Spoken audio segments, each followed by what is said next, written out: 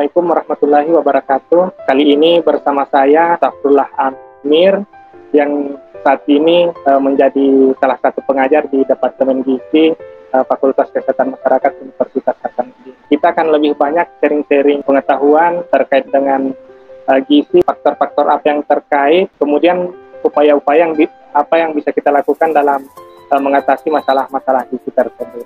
Baik, kita akan memulai saja terkait dengan sharing-sharing pengalaman ini.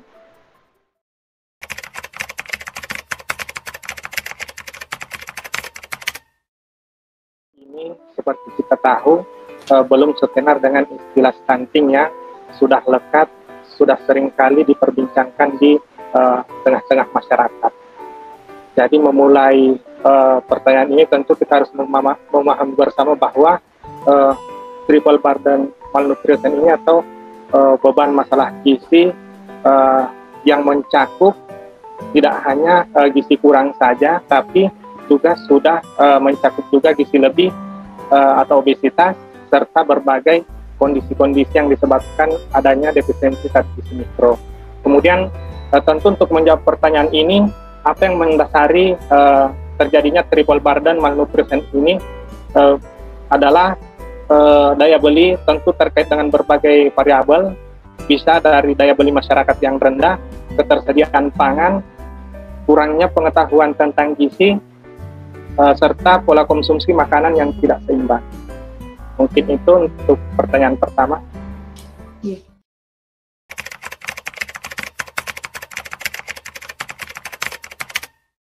Tadi menyambung pertanyaan sebelumnya bahwa setiap negara di dunia tentu memiliki satu atau bahkan lebih jenis beban malnutrisi atau masalah gizi.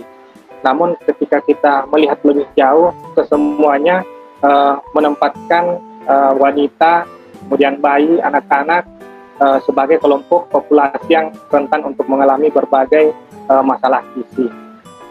Nah, kalau kita lihat siklus kehidupan sejak masa kehamilan hingga 2 tahun pertama kehidupan, di titik inilah yang menjadi periode kritis untuk mencapai outcome kesehatan dan gizi yang baik pada masa-masa yang akan datang.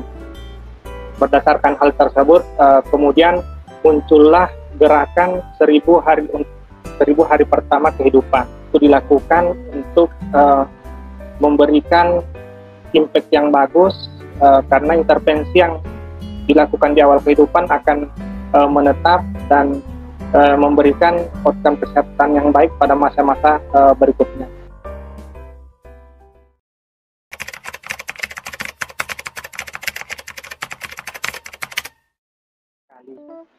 Jadi dengan melihat prinsip gizi seimbang, tentu kita memahami bahwa untuk memenuhi kebutuhan gizi individu itu tidak terbatas pada pemenuhan zat gizi makro saja, protein, karbohidrat, kemudian lemak, tetapi juga kita harus mempertimbangkan keberadaan dari vitamin dan mineral. Inilah yang banyak terdapat pada sayuran.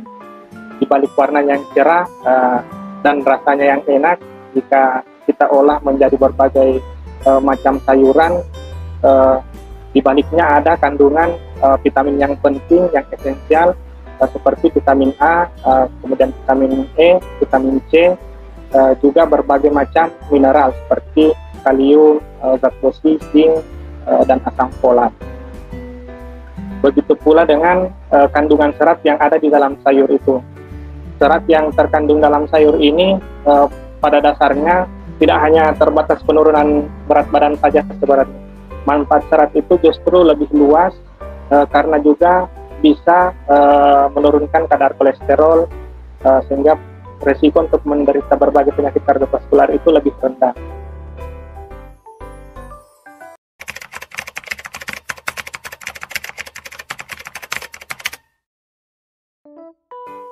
Jadi kalau kita lihat di sini, diet yang aman dan sehat itu bisa dikatakan adalah diet yang mampu menerapkan prinsip-prinsip dari gizi seimbang itu, di mana pada gizi seimbang menekankan untuk mengonsumsi makanan secara beragam yang mengandung semua komponen zat gizi, mulai dari karbohidrat, protein, lemak, juga vitamin dan mineral setiap harinya, tentu dengan porsi dan jadwal yang sesuai.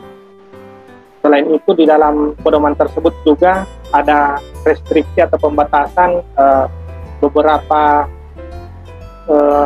konsumsi makanan yang cenderung tinggi garam, tinggi lemak, dan juga tinggi gula. Namun kemudian jika seseorang ini membutuhkan diet yang khusus, misalkan ingin mencapai penurunan berat badan, maka harus dikonsultasikan kepada ahli gizi.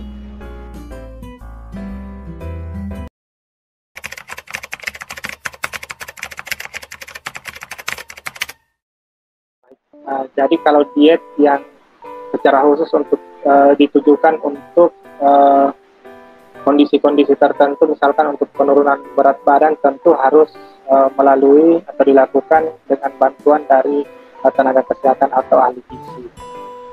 Sembarangan menjalankan program diet tanpa supervisi dari ahli gizi tentu dapat berakibat negatif bagi kesehatan.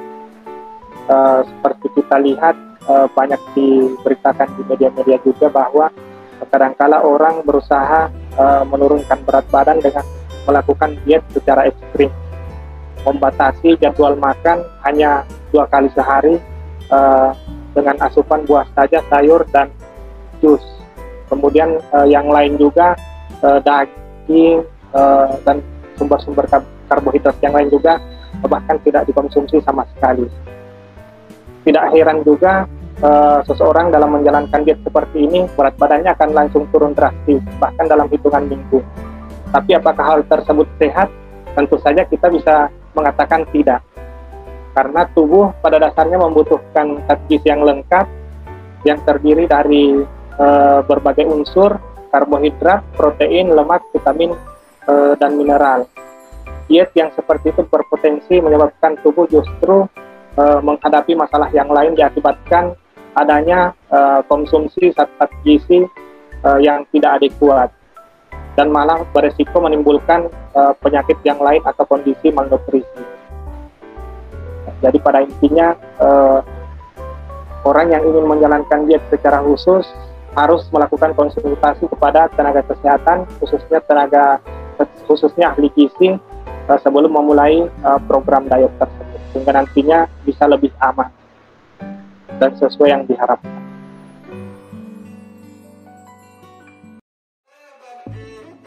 COVID-19 yang saat ini masih terjadi, kita tetap harus mematuhi protokol kesehatan. Tidak cukup dengan 3M saja, memakai masker, mencuci tangan, dan menjaga jarak, tetapi bagaimana kita mengupayakan sampai 5M, ditambah dengan menjauhi kerumunan dan mengurangi mobilitas yang tidak penting. Makanan sehat yang bergizi tinggi tentu bisa membantu kita untuk meningkatkan kinerja sistem kekebalan tubuh sehingga tetap kuat dan dalam menghalau penyakit-penyakit infeksi termasuk virus corona. Untuk itu, hidup yang sehat dapat dicapai berawal dari isi piring yang menerapkan prinsip-prinsip gizi seimbang. Demikian untuk sharing-sharing pengalaman hari ini. Semoga nanti kita bisa bertemu di lain kesempatan dan tetap sehat, tetap produktif menjalani kegiatan sehari-hari. Terima kasih.